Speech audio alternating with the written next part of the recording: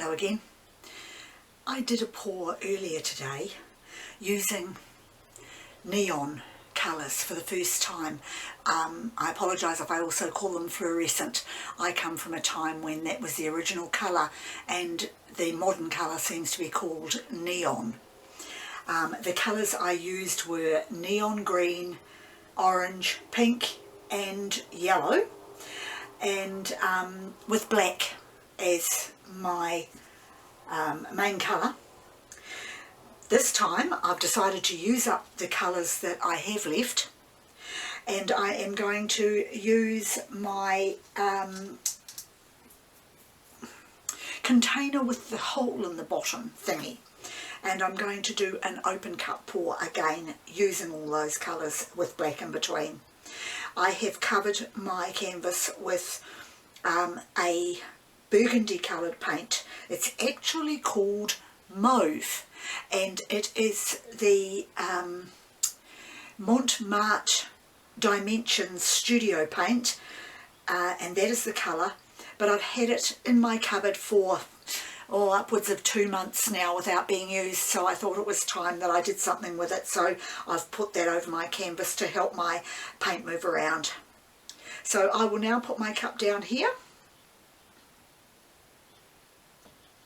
and I'm going to pour my colours in just until they're all gone. Before I start, I do want to tell you that my fluoro colours have got dimethicone in them, but my black hasn't, so I'm hoping to get some cells showing through.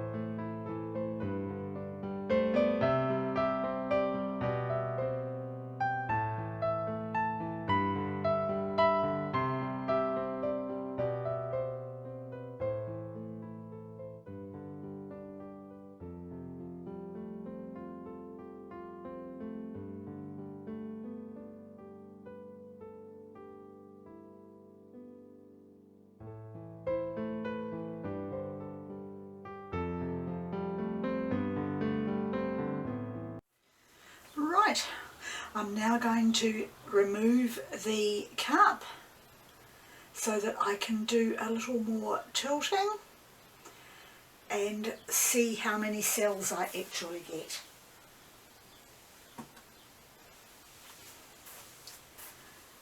I'm quite happy with the way that's come out so far, although I had hoped I'd lose more of the burgundy.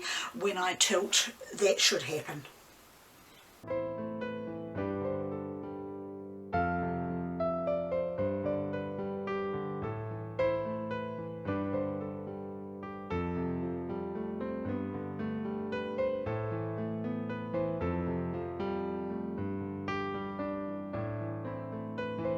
It has certainly come out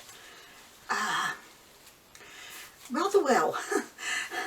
It wasn't quite what I was aiming for, but because I had the very cheap paints, of course, I expected quite a bit of muddiness, which is sort of what I've got with the colours merging into each other. But I am going to give it a torch now and see, kill some of those bubbles and see if it brings up any more cells.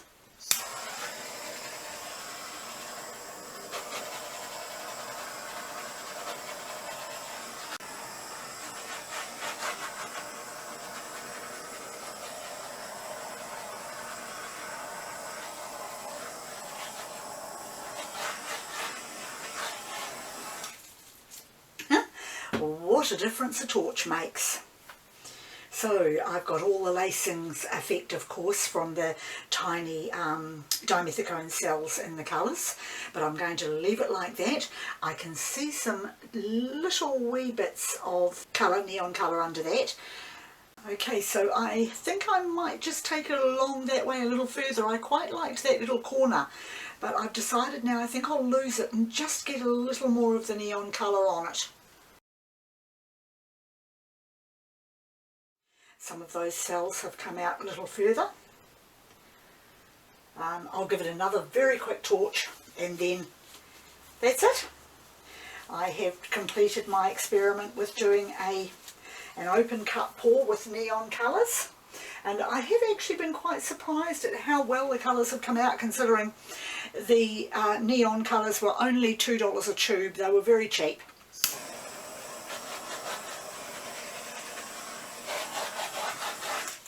And I'm finding as time goes on that the cheaper colours sometimes will work as well as what the more expensive ones do here. So possibly more of my experimenting I will be using the cheap colours. As I said in my last video, I'm on a tight budget, so I can't afford to spend too much on the painting, but I do love doing it. So there we go. Another painting completed, and thank you again for joining me, and I'll see you next time.